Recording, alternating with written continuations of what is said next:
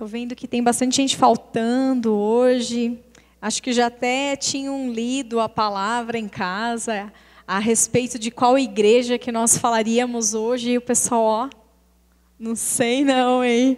Porque hoje, meus irmãos, essa palavra, ela não é fácil não. Queria fugir. Uma bênção.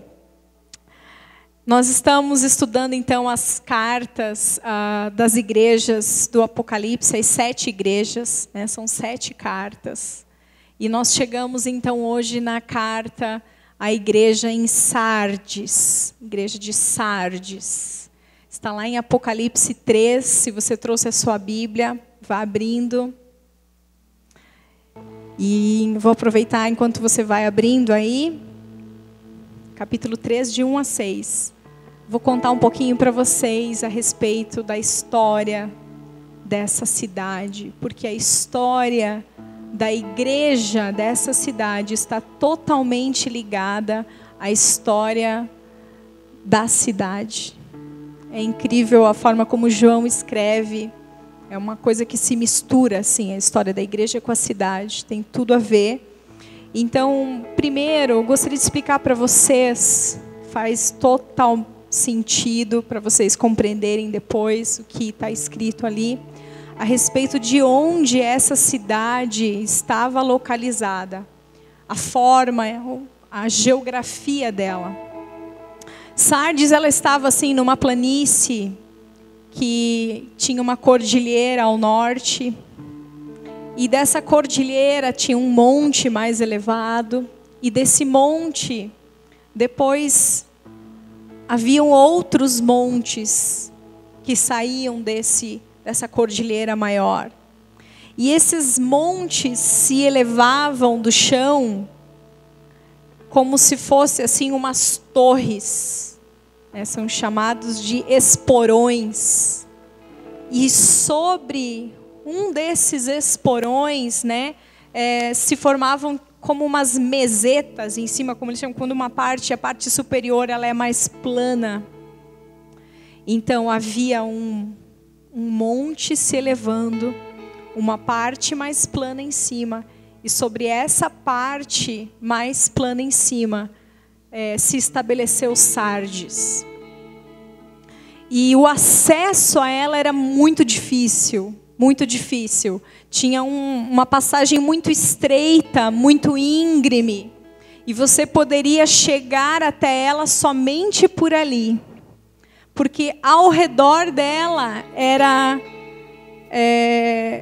muito alto. Ela estava a 500 metros de altitude. Então não tinha como você chegar por outros lados, a não ser que você passasse por esse caminho estreito. Então ali estava Sardes. Essa característica natural dela fez com que ela ganhasse uma fama ela era chamada como a cidade mais forte do mundo. No mundo antigo, bem antes de Jesus, até lá, 1000 anos antes, depois 500 anos antes. E ela também, falavam-se dela que Sardes se elevava como uma enorme torre de vigia sobre o vale do rio Hermos. Então tinha ali um vale, uma planície, um rio que passava e ela se elevava. E ela ficava lá em cima. Nos tempos antigos, ainda, bem antes do apóstolo João, ela era uma das cidades mais magníficas do mundo. Era a capital do reino da Lídia. E dali o seu rei governava todo o seu império. Essa era a fama de Sardes. Ela era produtora de lã. Dizia que havia inventado a forma de tingir a lã. Era um grande centro comercial. As primeiras moedas foram cunhadas lá. Os túmulos reais estão entre os maiores do mundo, dessa cidade. Mas, no tempo de João, quando ele escreve essa carta, a situação já era bem diferente. Não tinha nada a ver com o passado. Nada a ver. Todo o esplendor já havia passado. Uma cidade que tinha sido invadida 2 vezes, tinha sido subjugada. O que aconteceu? Com o desenvolvimento e a organização melhor das sociedades, as cidades foram crescendo e não cabia mais edificações lá em cima, onde Sardes estava estabelecida. Então começou-se a construir lá embaixo, no pé do morro, na planície. Se desenvolveu o resto da cidade ali embaixo. Então por isso que Sardes é um nome plural, porque na verdade são 2 cidades. É uma que estava lá em cima e depois aqui se desenvolveu lá embaixo. E como eu falei, como as sociedades foram se organizando, e depois ela passou por um momento em que não havia guerra, aquela fortaleza em que ela estava já não era mais tão necessário. Então outras cidades acabaram se desenvolvendo melhor, comercialmente, ficavam mais próximas às rotas, né, dos viajantes, dos comerciantes. E Sardes, então, ela foi diminuindo a sua importância. Outras cidades acabaram tomando o lugar dela. E essa cidade, então, ela era uma cidade que vivia da glória do passado.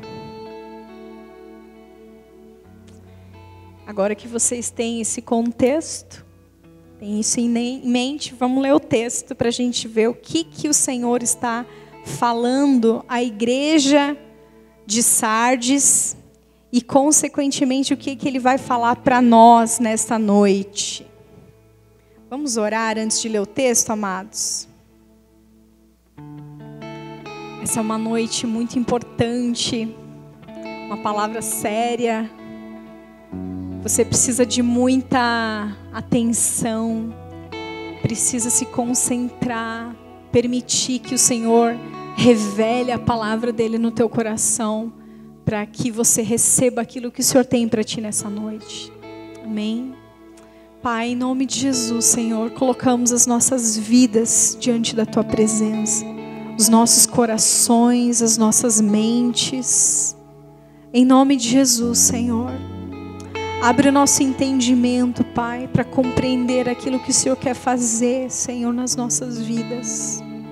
Em nome de Jesus, Pai, nós oramos pelo mover, pelo agir do Teu Santo Espírito, Senhor, em nós. Senhor, em nome de Jesus, desperta-nos nessa noite. Faz aquilo que só o Senhor pode fazer. Faz aquilo que só o Senhor deseja fazer.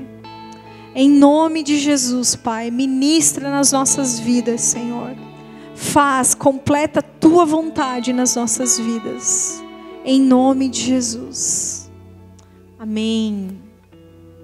Amém. Glória a Deus. Então vamos lá. Apocalipse 3, versículo 1 diz assim: Ao anjo da igreja em Sardes escreva: Estas são as palavras daquele que tem os 7 espíritos. Os 7 espíritos de Deus e as 7 estrelas.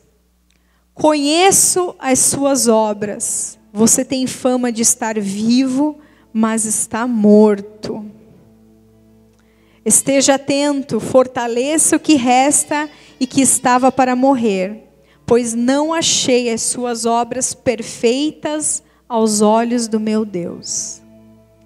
Lembre-se, portanto, do que você recebeu e ouviu.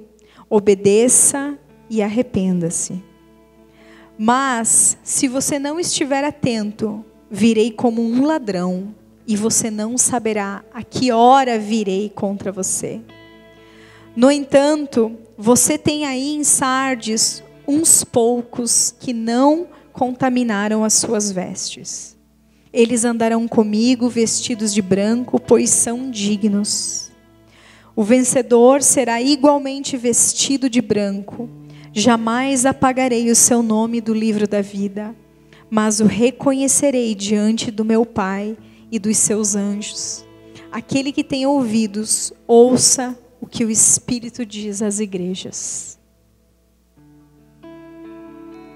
Então o versículo 1 diz assim: ao anjo da igreja em Sardes escreva: estas são as palavras daquele que tem os 7 Espíritos de Deus e as 7 estrelas. Conheço as suas obras. Você tem nome ou você tem fama de estar vivo, mas está morto.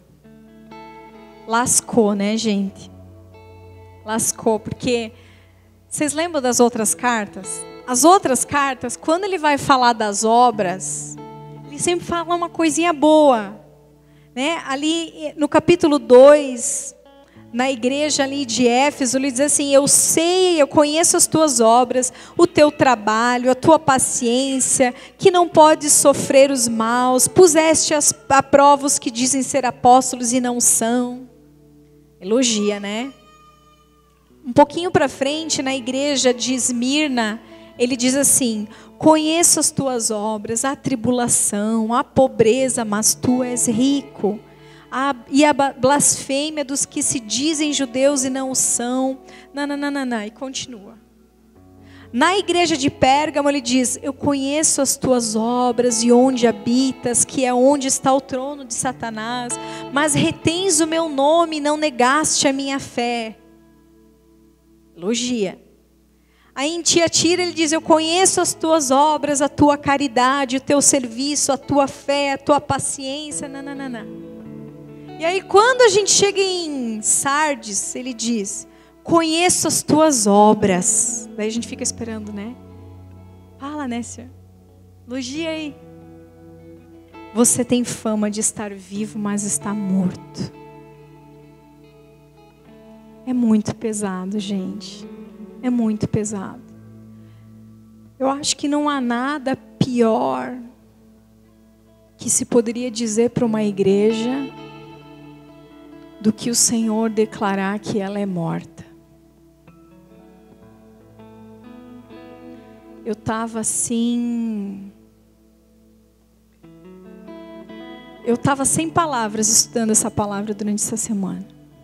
Porque é muito forte. É muito sério. Eu oro para que você entenda a seriedade dessa palavra. Ela é muito forte, gente. Porque ela diz assim: você tem fama de estar vivo, mas você está morto.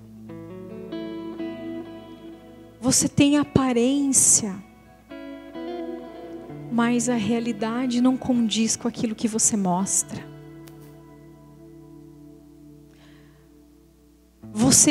As pessoas olham e veem, e olham para você, te veem vivo, atuante, fazendo, indo, vindo. Mas quando eu olho para você, eu vejo morte.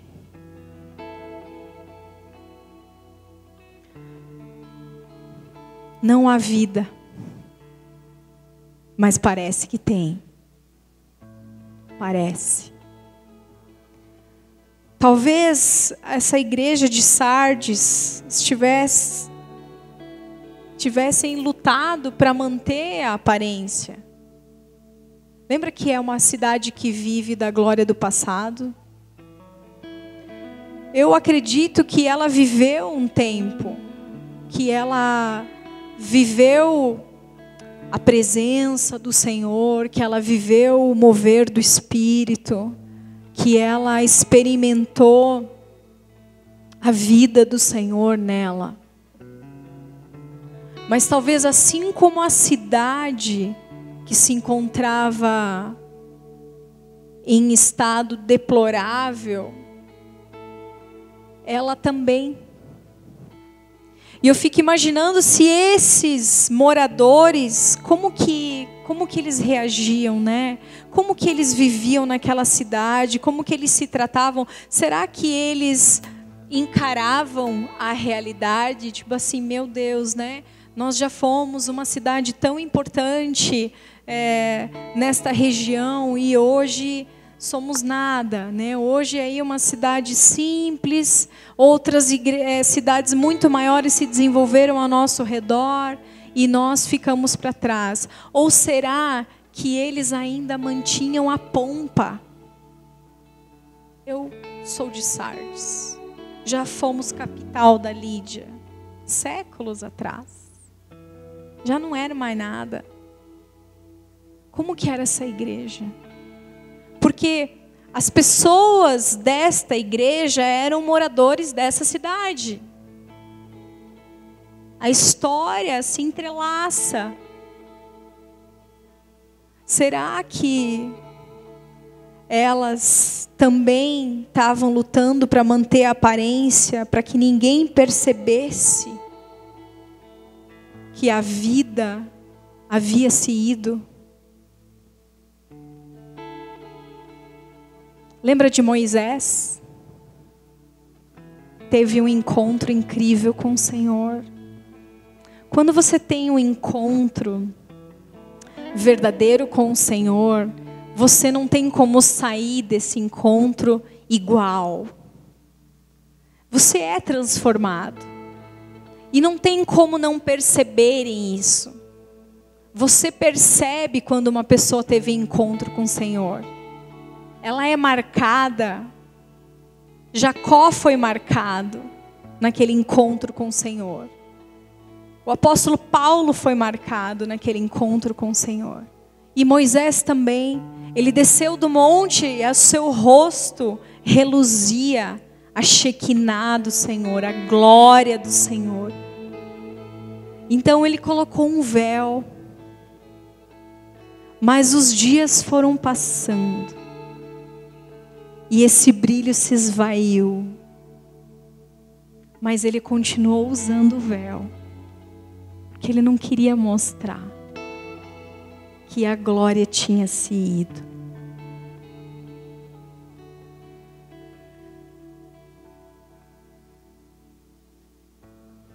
É difícil admitir quando a gente para de refletir a glória do Senhor. É difícil admitir para nós, é difícil admitir para as pessoas. Mas, se a gente olhar bem de perto, a gente reconhece que a vida não está mais ali.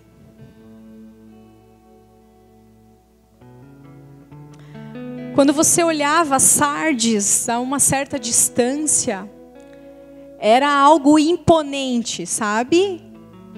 Aquela montanha, ao redor tudo íngreme, uma passagem estreita e aquela cidade lá em cima. Você falava, que fortaleza, que uau, que cidade. Isso não pode ser conquistado, isso não pode ser... Nossa, ela está super protegida. Mas, quando você chegava perto, você via que o terreno era uma lama compactada, não era rocha. Não era rocha. Era algo mais sensível do que a gente possa imaginar. Tanto que com o clima, com chuva e tal, ia formando fendas nessas encostas íngremes. Não era rocha. Mas você só se dava conta disso quando você chegava perto.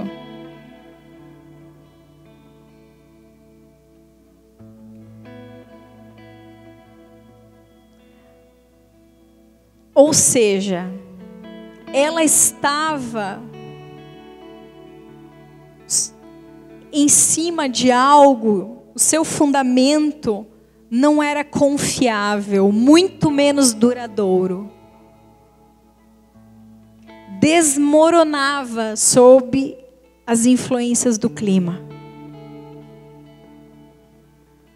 O caráter pobre e decadente da rocha se associava ao caráter dos habitantes dessa cidade.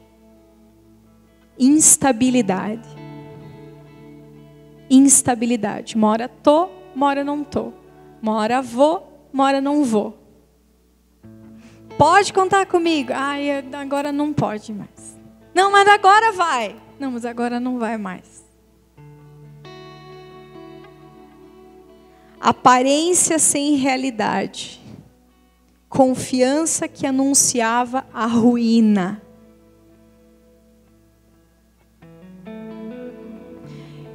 E aí eu pergunto para nós: qual tem sido o chão que nós temos nos apoiado? Temos nos apoiado em quê? Em que você se sustenta? Na força do teu braço, na força do teu trabalho, na tua reputação, nas coisas que você já viveu. Diz, não, eu sou forte no Senhor, porque eu já tive aquela experiência, uma vez aconteceu isso, e não sei o quê.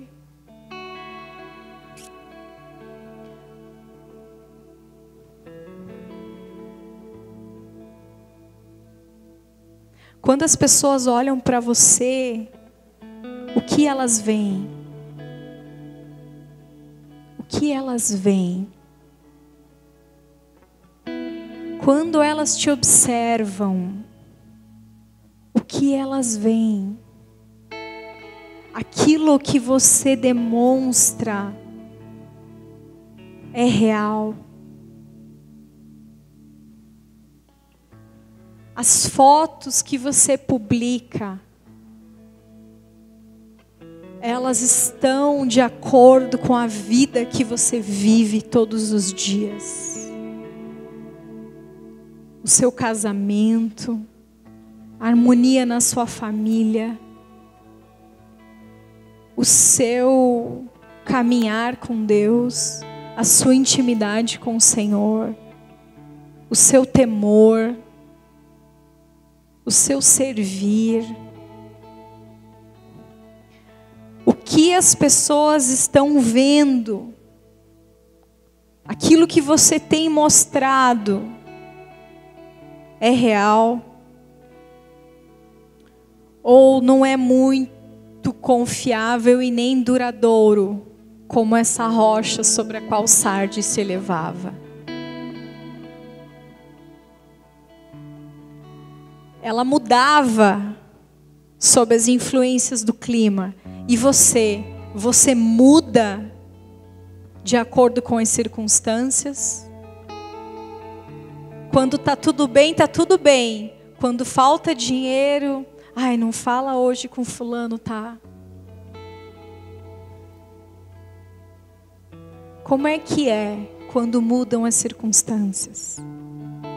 Você permanece fiel, permanece firme, permanece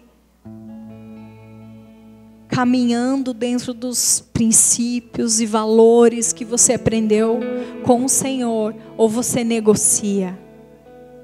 O pastor falou sobre isso domingo passado, sobre não negociarmos. E quando o Senhor te olha, o que Ele vê? Quando o Senhor olha com os seus olhos de fogo, que nunca deixam de queimar,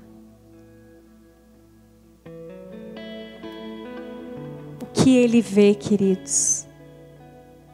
Ele estava olhando para Sardes e dizia assim: as pessoas olham para vocês e veem vida, mas quando eu olho, eu vejo um defunto, fétido, sem vida.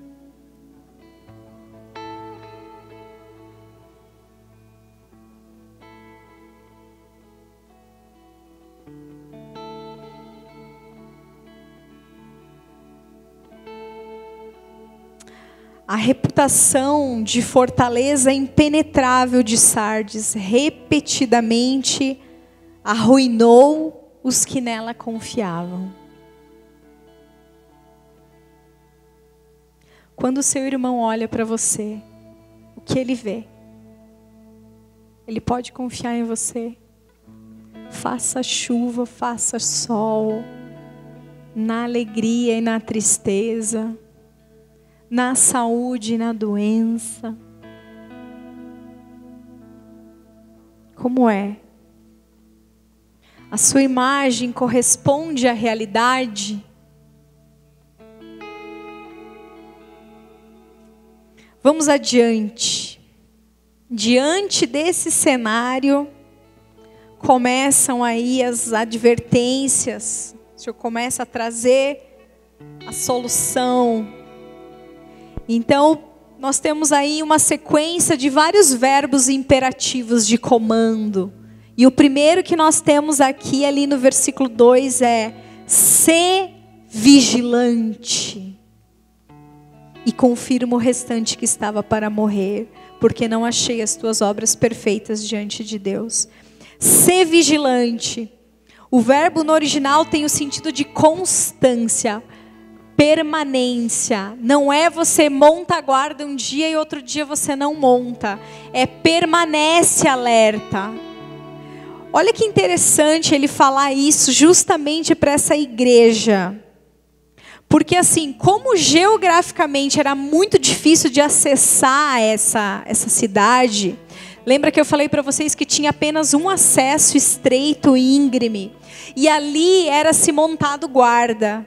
Ali sempre tinha alguém vigiando, cuidando da segurança, protegendo essa cidade. E na cidade de baixo, tinha uma fortaleza de proteção, que eu estava estudando, ela tinha 20 metros de espessura. Tá, mas o que aconteceu? Como tinha-se acesso somente por essa faixa estreita, se colocava guarda somente ali.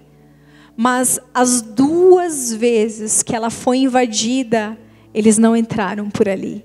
Eles entraram pelas encostas íngremes que rodeavam a cidade. Porque se formavam fendas e por ali o inimigo escalou, abriu os portões da cidade e ela foi invadida. Não aprendeu a lição, 300 anos depois aconteceu de novo, 2 vezes. Então o Senhor vem para essa cidade e diz: mantenha a vigilância.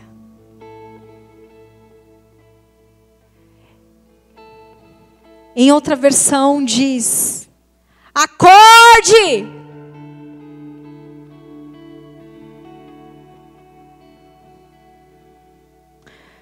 Eu fiquei pensando nisso, né? Sobre só ter um lugar para você entrar. E era só naquele lugar que mantinha-se a vigilância, que era a porta de entrada.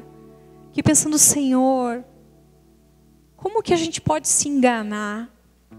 Será que nós estamos apenas vigiando um lugar, uma área das nossas vidas, porque nós estamos muito seguros de que o inimigo não pode nos atingir em outras áreas, e aí a gente baixa a guarda?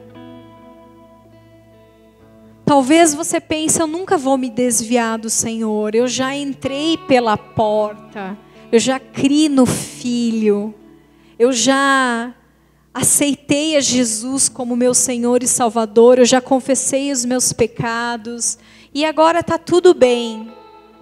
E você pensa: jamais voltarei atrás, jamais negarei a minha fé, jamais. E aí você não percebe o inimigo escalando ao redor, trabalhando em outras áreas. Aí a gente baixa a guarda e quando a gente menos espera, ele já está fazendo a festa na casa.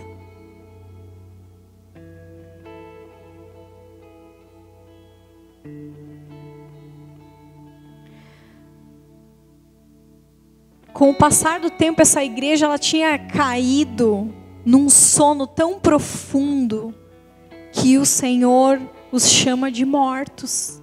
A maioria estava morta. E o Senhor diz: acorda, acorda. Chegou o momento de acordar. Amados, tem essa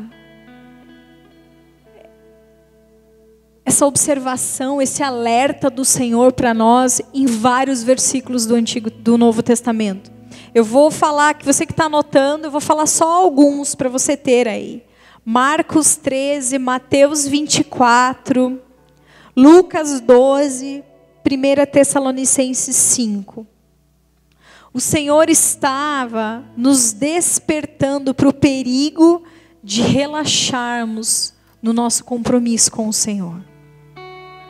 E acabarmos nos embaraçando com as coisas de menor importância.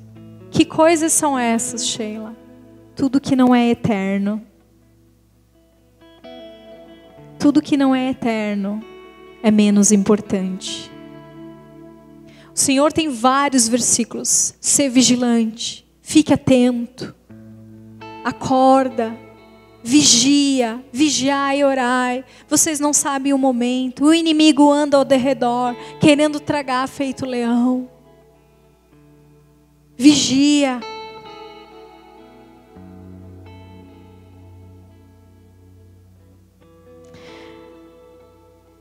Eu vou ler Marcos 13, 33 ao 37. Legal, obrigada. Está no telão, amados. Diz assim: olhai, vigiai e orai, porque não sabeis quando chegará o tempo. É como se um homem partindo para fora da terra deixasse a sua casa e desse autoridade aos seus servos, e cada um a sua obra. Em outra versão disse: desse para cada um trabalho, e mandasse ao porteiro que vigiasse. Vigiai, pois, porque não sabeis quando virá o Senhor da casa. Se à tarde, se à meia-noite, se ao cantar do galo, se pela manhã, para que vindo de improviso não vos ache dormindo.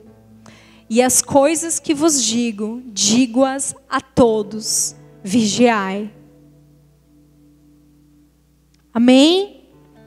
Mais um, Lucas 12, 37 diz assim: bem-aventurados aqueles servos a quem o Senhor, quando vier, os encontre vigilantes. Em verdade vos afirmo que ele há de cingir-se, dar-lhes lugar à mesa, e aproximando-se, os servirá.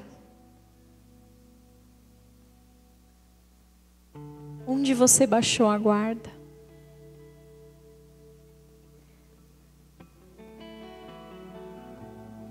Precisamos, amados, constantemente fazer uma autoanálise. Senhor, será que eu estou descuidando? Será que eu estou descuidando no trabalho? Será que eu estou descuidando com a minha boca, as coisas que eu tenho falado? Será que eu estou descuidando no meu tempo de lazer, o que eu tenho assistido, o que eu tenho ouvido, as conversas com as quais eu tenho me envolvido, que eu tenho participado, as amizades que eu tenho alimentado? Senhor, aproveite, amados. Hoje é um dia de autoanálise, um dia para a gente fazer uma faxina, um dia que o Senhor está aí nos proporcionando um momento de alinhar as coisas. O segundo verbo, ainda nesse versículo 2, né, ele diz: mantenha a vigilância, ser constante na vigilância. E ele diz, fortalece o que ainda resta e que estava para morrer. A gente pensa que vai melhorar, mas continua ruim, né? Ele diz assim, ó, tá tudo morto. Ó, vocês são uma igreja que parece que está viva, mas está morta. Mas tem um grupinho lá que não morreu, mas tá para morrer. Mas tá quase. Se não fortalecer, vai morrer também. O verbo fortalece aqui no original significa escorar, colocar de pé. Se é para colocar de pé, porque está como? Capengando. Está capengando. Se não tiver intervenção, se não houver um despertamento, uma atitude, ele está dizendo, vai morrer. Pela forma como a carta começa, o processo de morte já tinha começado. A maioria da igreja já estava morta. E aí tem esse grupinho ali que estava para morrer. A mensagem é, hajam enquanto ainda há tempo.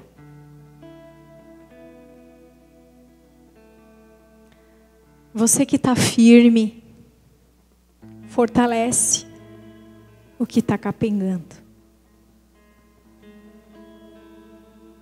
Você que está firme, fortalece, ajuda, apoia, levanta, encoraja.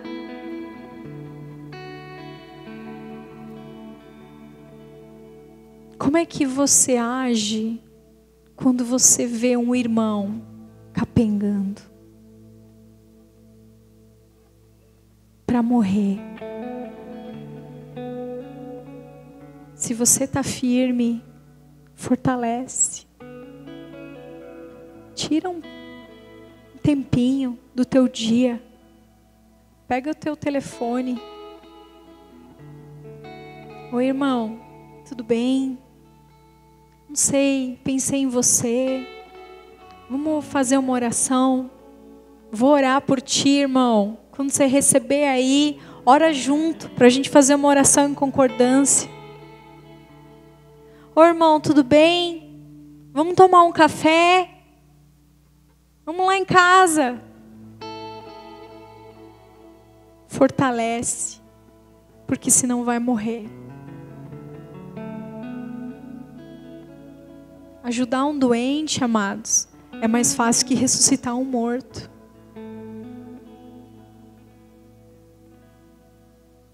Quantas vezes a gente está com o remédio no bolso?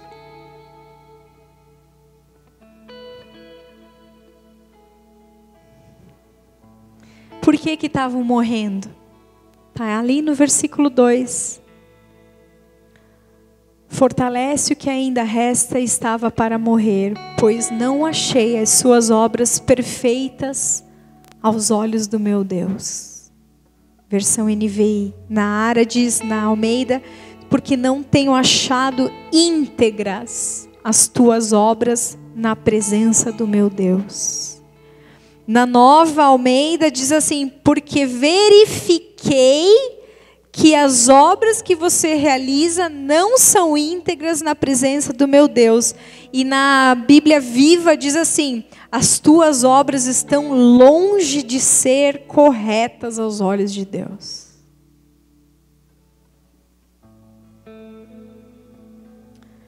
Esse não achei as tuas obras perfeitas, esse verbo achei, no original no grego ele é eureka, achei. Ele tem uma conotação, uma ênfase bem jurídica. E também estava lendo que em várias passagens forenses, Esse verbo se relaciona com a conclusão da investigação dos fatos de uma determinada acusação.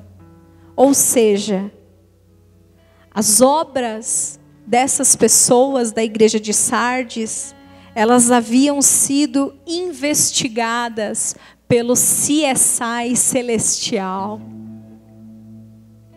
Mas elas haviam sido encontradas em falta. Elas não eram perfeitas, não eram íntegras, não eram cheias, completas.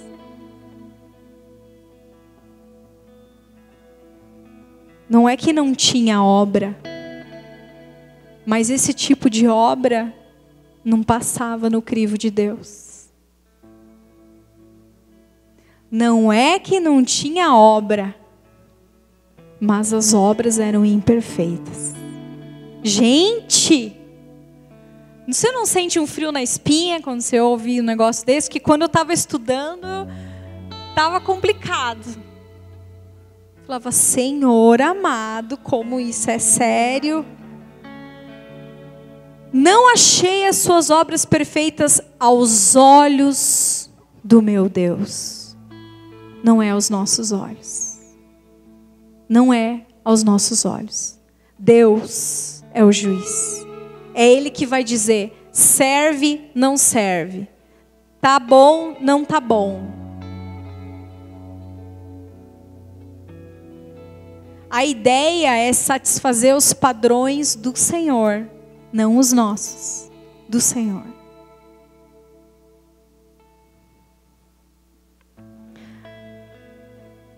Nós precisamos parar de criar as nossas próprias leis, as nossas próprias justificativas, para continuar fazendo aquilo que o Espírito já falou que é errado.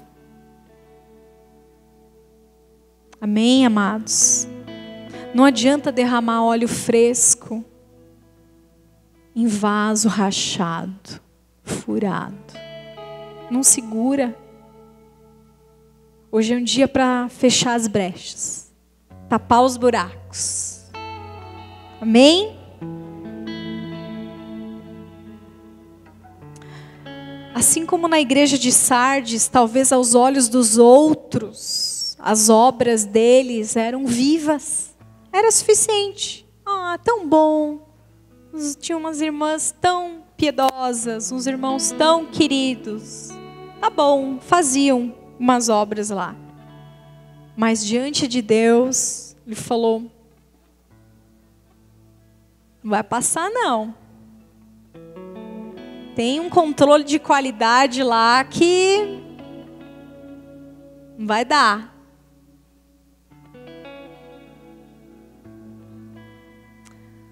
Às vezes, perante a nossa igreja, está tudo bem com aquilo que a gente está fazendo. Às vezes, diante do nosso líder de departamento, ele olha, que legal.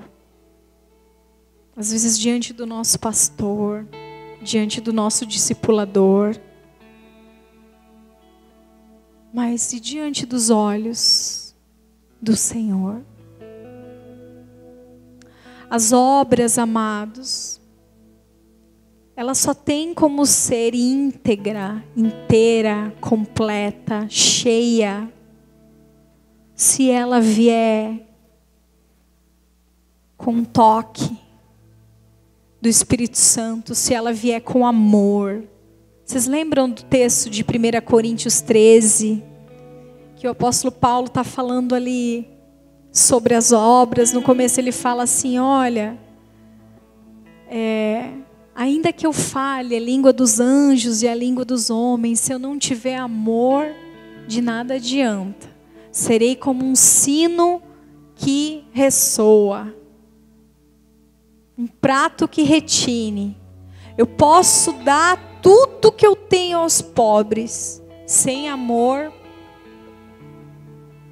posso falar, posso ter profecia, mas sem amor, não dá.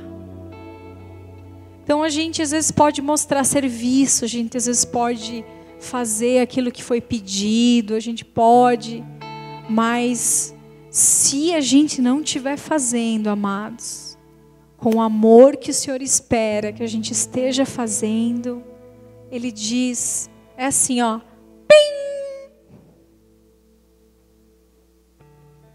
Passou.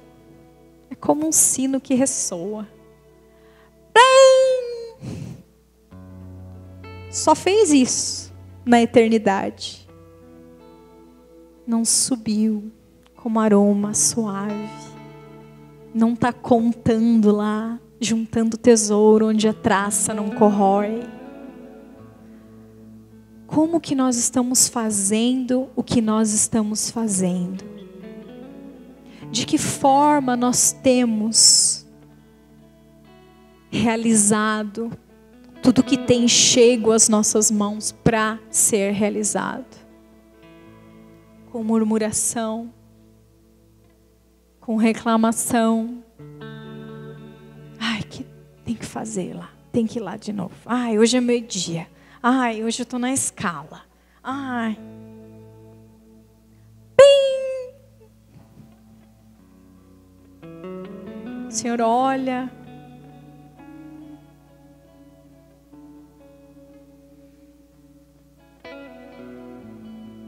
Vamos para o versículo 3. Diz assim: lembra-te, portanto, do que você recebeu e ouviu. Obedeça e arrependa-se. Aqui ele começa a dizer, como é que a gente vai fazer para mudar essa história de morte, para mudar esse caminho de morte que nos conduz à morte. Ele diz assim, primeira coisa, lembra do que você recebeu e ouviu. Vocês lembram da igreja também de Éfeso, que ele fala, lembra de onde você caiu, porque eles também tinham problema com as obras.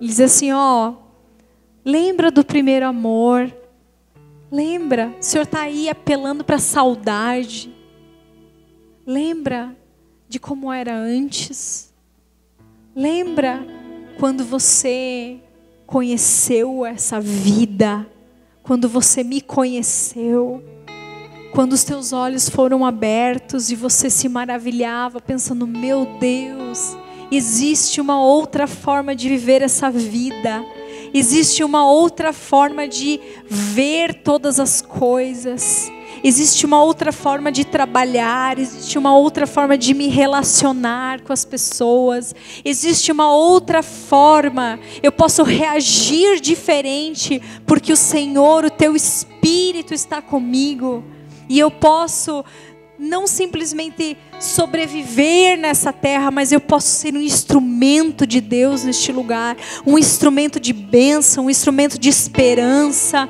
A minha boca pode ser uma boca de profeta, a minha mão pode ser a mão do Senhor que toca, que cura, que encoraja, que restaura. O Senhor está falando, lembra do tempo que você era apaixonado, que você ia ler a Bíblia e disse, meu Deus, eu li uma coisa muito legal, eu estou aprendendo algo muito incrível. O Senhor está falando, volta. Interessante, né, essa cidade, porque eles viviam do passado, e aí o Senhor fala para eles, lembra? Você está falando, gente, vocês não estão mais vivendo o que vocês viveram atrás, mas vocês ainda se recordam de como é? Vocês ainda se lembram como é? Você ainda se lembra como é a minha presença? Você ainda se lembra como é ser cheia do meu Espírito, ser cheia do meu Espírito? Ou você já nem lembra mais como é isso? Você se lembra como é se fechar no quarto e buscar a minha presença e pegar a palavra, e de repente você está de joelho e o Senhor está te visitando, e o Senhor está ali respondendo algo que você questionava ao Senhor, e você saía dali maravilhado?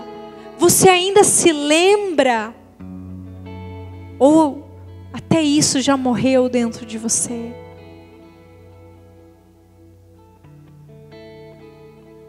Esse lembrar, o verbo no original também tem um sentido de continuidade. Ele está falando, continue lembrando.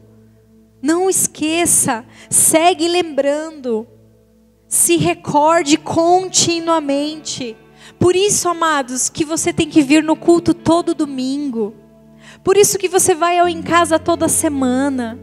Por isso que o Senhor nos ordenou que celebrássemos a ceia, para que não caísse no esquecimento. Nós não podemos nos esquecer. Nós não podemos. Ele está falando, se lembre, continue lembrando. Não permita que isso se apague dentro de você. É importante. Não é religiosidade, amados. Não é. Podemos fazer disso uma religiosidade, mas não é para ser. É importante. Lembro um dia que eu estava assim em casa, e aí eu falei para o Edu assim, falou, você não vai se arrumar para ir para o culto? Aí eu falei, hoje eu estou muito cansada, hoje eu vou ficar. Daí ele olhou assim para mim e falou, nessa casa, a gente vai aos cultos aos domingos. Você tem meia hora. Corri, me arrumar. Engoli seco. Engoli seco. Vim quieta no caminho. Submissa. Quieta, emburrada por dentro. Chateada.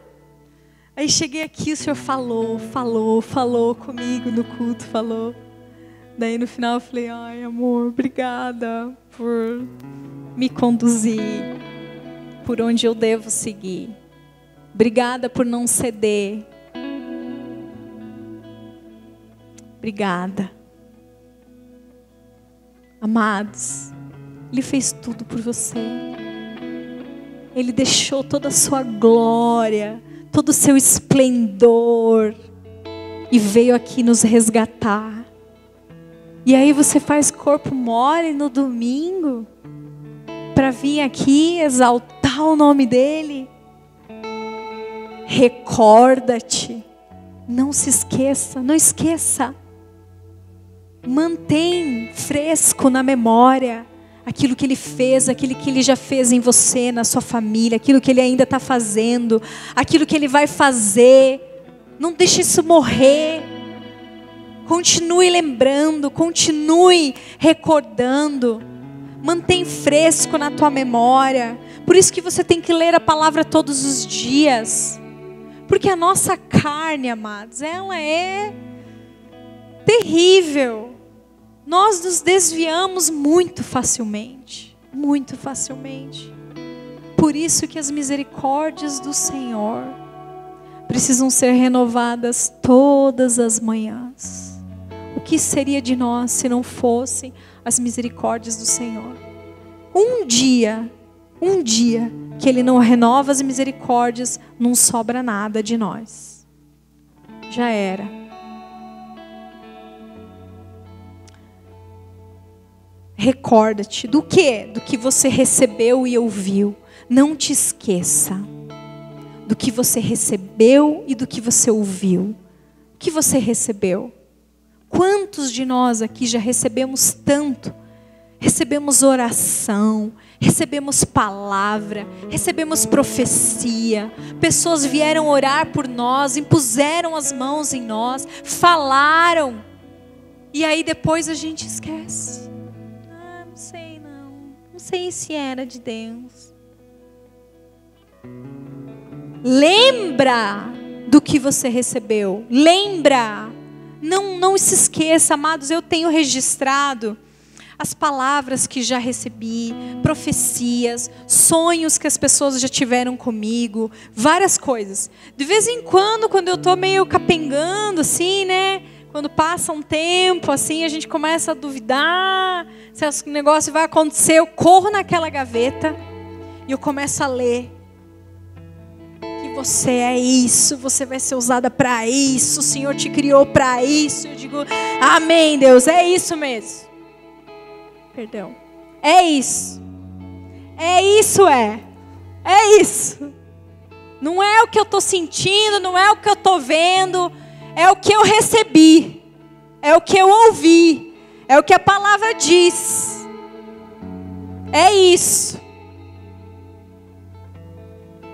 Recebeu?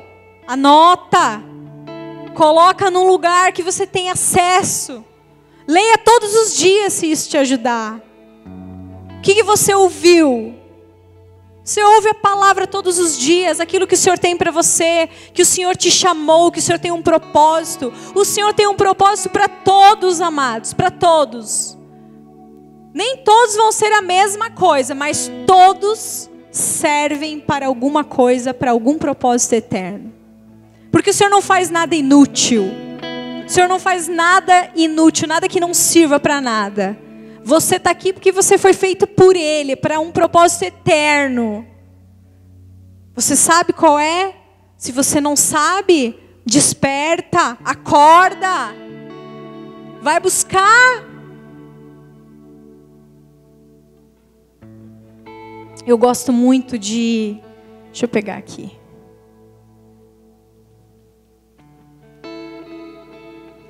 Jeremias, será que é Jeremias? Acho que é Jeremias. Essa Bíblia tem as folhas muito fininhas.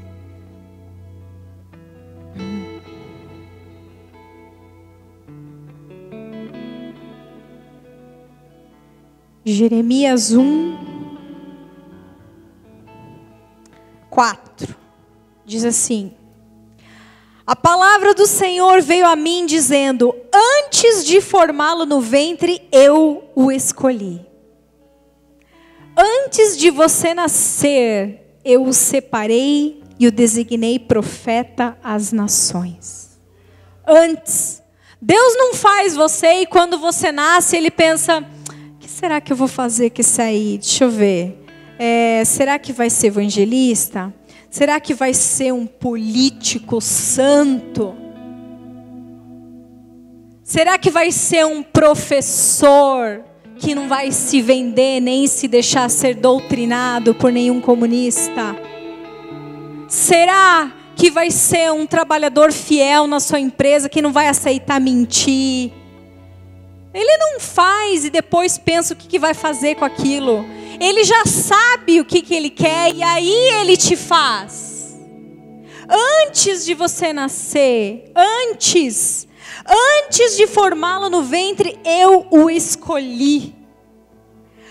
Antes de você nascer, eu separei e eu designei profeta às nações. Você já foi separado. Você já foi separado. Busque o teu propósito, amados. Não esqueça. Lembre do que recebeu, do que ouviu. Se você ainda não recebeu, ore, peça ao Senhor. O Senhor vai te dar. Ele deseja mais do que você.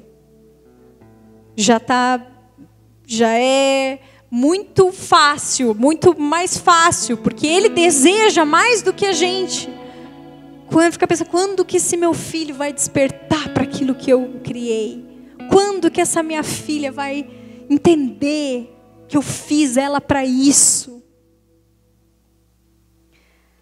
Aí lembra o que você recebeu e ouviu, e o próximo obedece e arrepende-te. Eita! Tem muita gente que sabe muito, que já recebeu muito, que já ouviu muito, mas que não obedece e muito menos se arrepende. Isso é difícil, amados. Isso é difícil.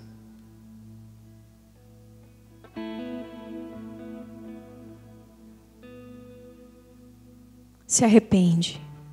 Se arrepende. Como é difícil, amados, conversar com pessoas que já receberam tanto, que tem fama de estar vivo, mas está morto. Como é difícil. Se arrepende, amado. Não deixa passar a oportunidade.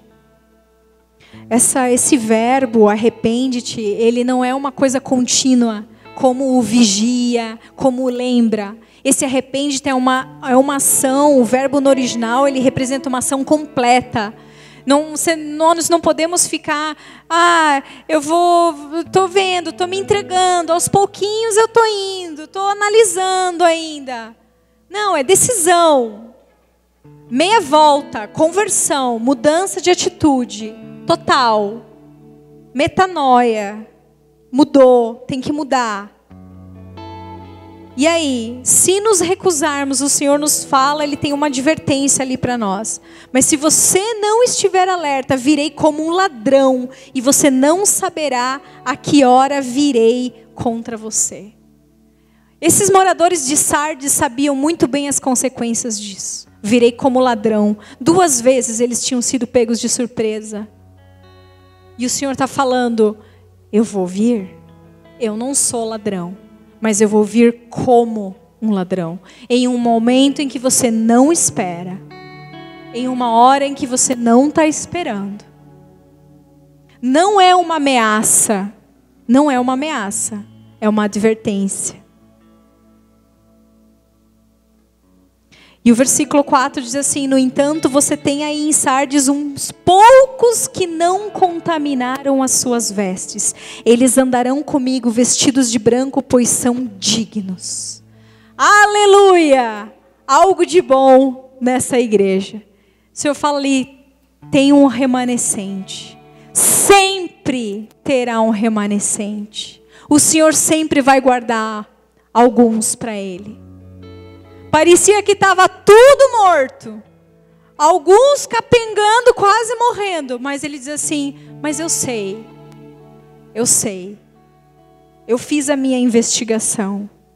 Tem um grupo aí que não se contaminou. Glória a Deus. Glória a Deus por você que não se contaminou. Por você que tem permanecido firme, por você que não tem cedido, por você que não tem se contaminado. Esse contaminado no original, na verdade, significa não lavado. Não lavado. E olha que incrível, tem um versículo muito forte, Provérbios 30:12, diz assim: a gente que é pura aos seus olhos, e contudo nunca foi lavada da sua imundícia. É muito forte. É pura aos seus olhos. Mas lembram que nós não devemos passar pelo nosso julgamento. É o julgamento do Senhor. É do Senhor. Apocalipse 16:15 diz: eis que venho como ladrão, bem-aventurado aquele que vigia e guarda suas vestes, para que não ande nu e não se veja a sua nudez. Versículo 4 e 5 para terminar diz assim: eles andarão comigo, vestidos de branco, pois são dignos. O vencedor será igualmente vestido de branco. Jamais apagarei o seu nome do livro da vida, mas o reconhecerei diante do meu Pai e dos seus anjos. Essa roupa branca, amados, ele significa santidade, pureza. Andarão comigo. Esse remanescente vai continuar andando comigo. Quando cai, quando se suja, continua se lavando no meu sangue. Se arrepende, pede perdão, acabou. Suas vestes estão alvas novamente, puras novamente. E vamos lá, mais um dia caminhando comigo.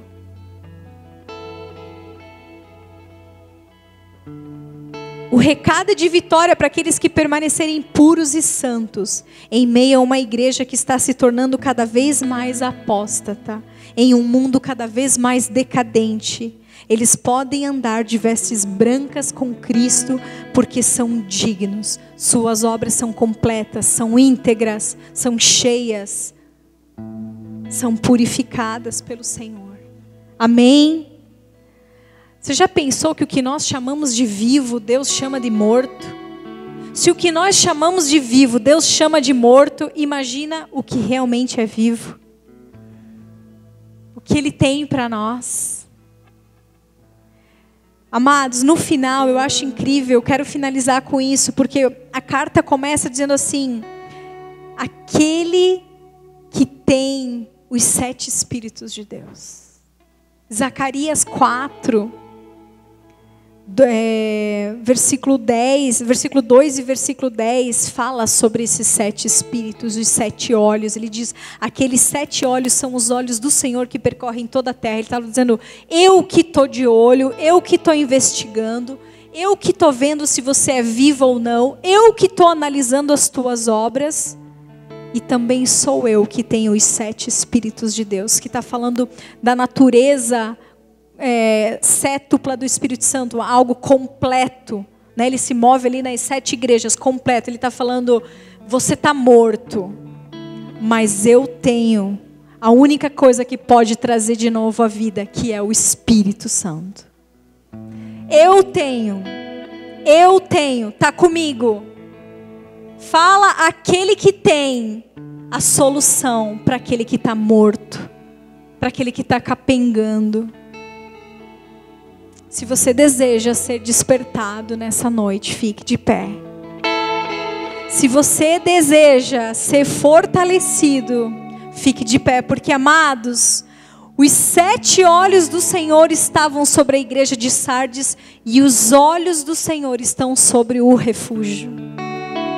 Os olhos do Senhor estão sobre nós nessa noite. É uma noite especial. Ao contrário da igreja de Sardes, que estava viva no passado e se encontra morta, Jesus em Apocalipse 1:18 diz que Ele era aquele que vive. Estive morto, mas eis que estou vivo pelos séculos dos séculos e tenho as chaves da morte e do inferno. Aquela igreja era viva e estava morta. E ele diz, eu estive morto e agora vivo. E eu tenho o Espírito. Eu acho que é uma palavra incrível para uma noite de ceia.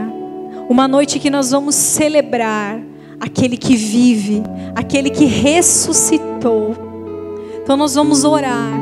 E aí depois o pastor Edu vai conduzir a ceia, para que você possa ceiar com esse entendimento, após fazer essa análise da tua vida ou da tua morte, para que você possa voltar à vida das tuas obras, pensando se elas são íntegras, completas, puras. Amém, amados? Oh Senhor, que palavra forte, Deus. Que palavra, Senhor. Senhor, não sou eu, Pai. É o Senhor quem está falando com essa igreja, Pai. Não fui eu quem escrevi esta carta, foi o Senhor, Pai. Senhor, como é terrível, Senhor, ser reconhecido, ser descrito pelo Senhor como algo morto, como algo incompleto, como algo impuro, impróprio, como algo vazio, vazio do Teu Espírito, Senhor. Tem misericórdia das nossas vidas, Deus. Tem misericórdia da minha vida. Tem misericórdia dos meus irmãos. Tem misericórdia desta casa, Senhor. Em nome de Jesus, Pai, nós oramos, Senhor, para que onde há morte, que haja vida. Para que aqueles que estão, Senhor, mortos, possam ser despertados nessa noite pelo Teu Santo Espírito, Senhor. Em nome de Jesus, Pai, que sejam ressuscitados no Seu Espírito, Pai. Em nome de Jesus, Pai, tem misericórdia. Traz, Senhor, traz a vida. Só Tu tens o fôlego de vida. Só Tu podes soprar, Senhor. Só Tu podes, Pai, em nome de Jesus.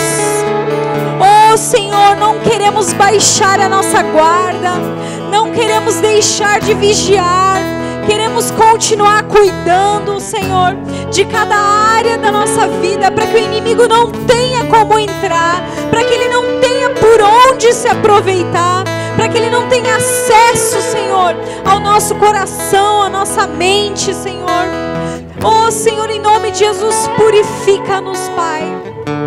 Queremos ser como estes que são achados, Senhor, fiéis, como esses que foram achados dignos de caminhar contigo, dignos de vestir essas vestes brancas, Pai, de pureza, de santidade, Senhor, em nome de Jesus. Nos ajuda, Senhor. Tem misericórdia, Deus. Oh Senhor, não queremos ter aparência daquilo que não somos. Não queremos mostrar aquilo que não é.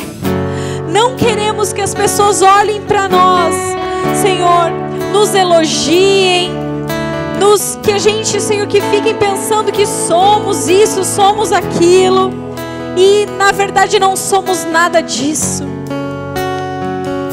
Senhor, nos ajuda a sermos autênticos, nos ajuda a sermos pessoas de verdade, cristãos de verdade, que não se vendem, que não se corrompem. Livra-nos do auto-engano, Senhor. Livra-nos do auto-engano, Pai, da cegueira, Senhor, de sermos, Pai, acharmos que estamos vivos aos nossos próprios olhos, quando diante do Senhor estamos mortos.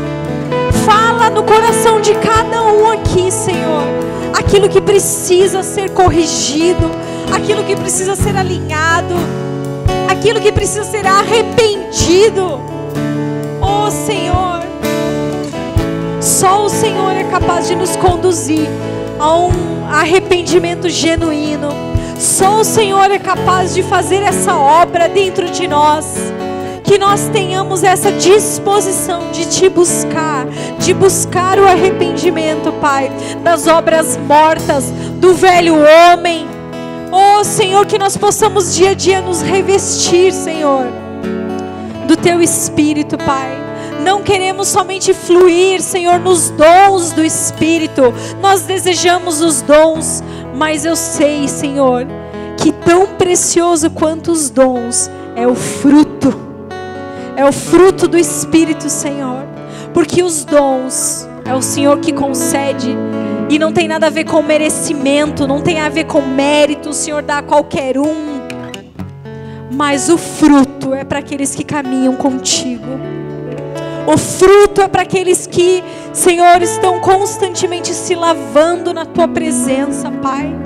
Em nome de Jesus, queremos ter, Senhor, esse equilíbrio nessa igreja.